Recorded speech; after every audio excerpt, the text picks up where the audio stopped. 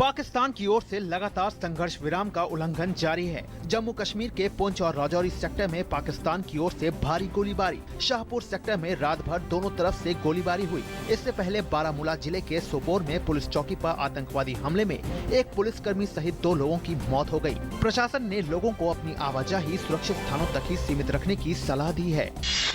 लश्कर-ए-तैयबा के आतंकवादी नवेद का मंगलवार को पॉलीग्राफिक टेस्ट किया गया, जिससे एनआईए को कई अहम जानकारियां हासिल हुई हैं। नवेद से पूछताछ के आधार पर एनआईए ने नवेद के साथ पाकिस्तान से भारत में घुसपैठ करने वाले 2 आतंकियों के स्केच जारी किए हैं। अभी तक की पूछताछ में नवेद ने स्वीकारा है कि वो पाकिस्तान के फैसलाबाद का रहने वाला है और उसने गूगल अर्थ के जरिए अपने घर और इलाके को भी पहचाना है। प्रधानमंत्री नरेंद्र मोदी ने बिहार को 1,65,000 करोड़ रुपए की सौगात दी है।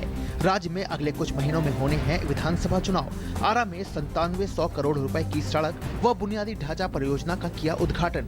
सहरसा में जनसभा को संबोधित करते हुए प्रधानमंत्री ने सत्तारूढ़ जेडीयू की अहंकार की राजनीति करने के लिए कड़ी निंदा करते हुए कहा कि राज्य में सत्तारूढ़ नेताओं के अहंकार के कारण बिहार का विकास बाधित हुआ है। राष्ट्रपति प्रणब मुखर्जी की पत्नी शुभ्रा मुखर्जी का आज अंतिम संस्कार किया जाएगा। उनका अंतिम संस्कार सुबह 10 बजे लोधी रोड शवदाह गृह में होगा। बांग्लादेश की प्रधानमंत्री शेख हसीना शुभ्रा मुखर्जी के अंतिम संस्कार में शामिल होंगी।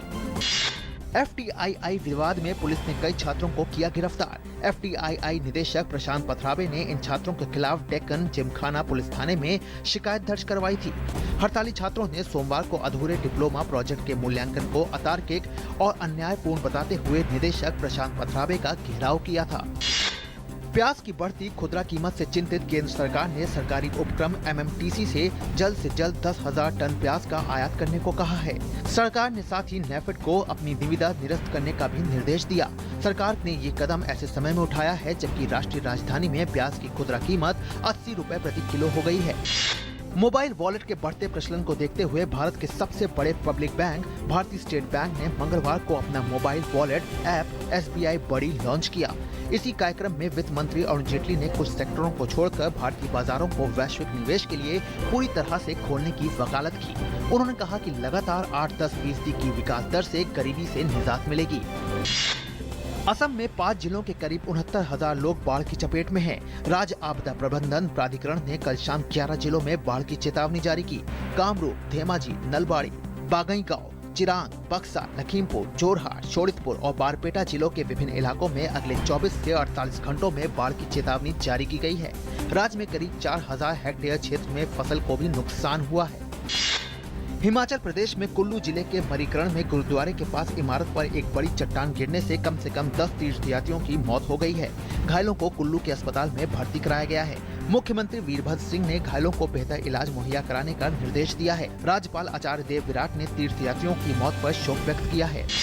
थाईलैंड के सेंट्रल बैंकॉक में सोमवार शाम हुए ब्लास्ट के मामले में संदिग्ध हमलावर का सीसीटीवी फुटेज सामने आया है।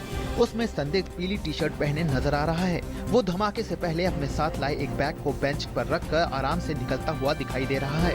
थाई पुलिस इस फुटेज के आधार पर संदिग्ध की तलाश में जुट गई है। गौरतलब है कि इस धमाके में कम से कम 27 लोगों की जान चली गई। 80 से ज्यादा लोग घायल हुए। वहीं मंगलवार को शहर के एक और टूरिस्ट प्लेस पर ब्लास्ट हुआ, जिसमें किसी तरह के नुकसान की खबर नहीं है। बांग्लादेश पुलिस ने अलकायदा से जुड़े 3 संदिग्ध आतंकवादियों को गिरफ्तार किया है। इनमें एक ब्रिटिश नागरिक भी शामिल है जो देश में हाल में हुई 2 धर्मनिरपेक्ष ब्लॉगरों की हत्या का मास्टरमाइंड है। रैपिड एक्शन बटालियन के मुताबिक अभिजीत राय और अनंत विजय दास की हत्याओं के सिलसिले में 3 लोगों को गिरफ्तार किया गया है। उन्हें राजधानी के नीलखेत और धान मंडी इलाके से पकड़ा गया है। संदिग्धों में से एक तौहीदुर रहमान दोनों हत्याओं का मास्टरमाइंड था। यूरोप पहुंचने वाले प्रवासियों की संख्या लगातार बढ़ती जा रही है। यूरोपीय संघ की सीमा नियंत्रण एजेंसी फ्रंटेक्स ने इलाके में 1,07,000 से ज्यादा प्रवासियों की आमद दर्ज की है। बीते जुलाई महीने में जून की तुलना में लगभग 40,000 अधिक प्रवासी यूरोप पहुंचे हैं। यूरोप प्रवासी ये सभी लोग गैर आधिकारिक जरियों से यूरोप पहुंचे हैं। ग्रीस, हंगरी और इटली वो देश हैं जहां सबसे अधिक प्रवासी पहुंचते हैं। यूरोप प्रवासी ज्यादातर प्रवासी सीरियाई, अफगान और उप सहारा अफ्रीकी देशों के हैं। सेंचुरियन में आज मेजबान दक्षिण अफ्रीका और न्यूजीलैंड के बीच खेला जाएगा पहला 1 दिवसीय मैच। दक्षिण अफ्रीकी टीम का इरादा विश्व कप के सेमीफाइनल में न्यूजीलैंड से मिली हार का बदला चुकता करने का होगा। प्रमुख खिलाड़ियों की चोट की मार झेल रही न्यूजीलैंड की टीम को कप्तान ब्रेंडन मैकुलम, गेंदबाज Tim Southee, Trent Boult, Corey Anderson, Ross Taylor की कमी खलेगी। वहीं दक्षिण अफ्रीकी टीम में इमरान ताहिर, मॉर्नी मॉर्कल और जेपी ड्यूमनी की टीम में वापसी हुई है। ऑस्ट्रेलियाई सलामी बल्लेबाज क्रिस रॉजर्स ने अंतर्राष्ट्रीय क्रिकेट से संन्यास लेने का किया ऐलान। रॉजर्स ने कहा कि मौजूदा एशेज सीरीज के आखिरी टेस्ट के बाद क्रिकेट को वो हमेशा के लिए कह देंगे अलविदा। गौरतलब है कि कप्तान माइकल क्लार्क के बाद संन्यास की घोषणा करने वाले क्रिस रॉजर्स ऑस्ट्रेलियाई टीम के दूसरे खिलाड़ी हैं। चैंपियंस लीग के प्लेऑफ दौर के पहले लेग में इंग्लिश दिग्गज मैनचेस्टर यूनाइटेड ने बेल्जियम के क्लब ब्रग को दी 3-1 से शिकस्त। ओल्ड ट्रैफर्ड में खेले गए इस मैच में मेम्फिस डेपे के शानदार 2 गोलों और अंतिम क्षणों में फेलानी के गोल की बदौलत टीम ने पहले लेग में जीत हासिल की। दोनों टीमों के बीच दूसरे लेग का मुकाबला 26 अगस्त को खेला जाएगा।